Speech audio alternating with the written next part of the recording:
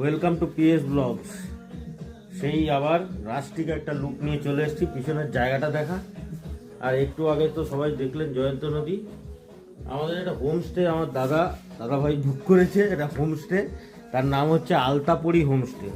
I was bit scared about this place, but for one day it is okay, not for 2 days. It is not for 2 days. It's not that good. Maybe in the season like rainy season, maybe it looks good when the river is full of water. Now it is no water, only susu water. And he is our homestay manager. Here you have 4 rooms here. He is our homestay manager. What's your name? তোমার নামটা কি? লব চৌহান। কি? লব চৌহান। লাভ চৌহান।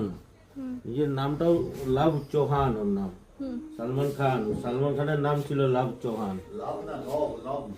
লাভ আচ্ছা তোমার শোনো, তোমরা কোথাকার লোক সেটা একটু বলো। আমরা এখানকারই জয়ন্তীবাসী।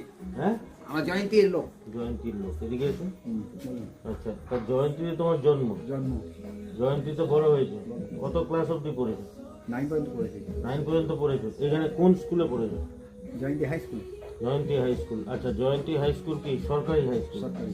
তা সরকারি হাই স্কুলে পড়াশোনা করায় এখানে? হ্যাঁ, সব মারানো নেই। একদম ভালো পড়াশোনা। সব অনেকে আর্মি বিএসএফ মাস্টার সবই হয়েছে। বেশ, তার মানে এইখানকার লোক বেশিরভাগ আর্মি বিএসএফ এ যায়, তাই তো?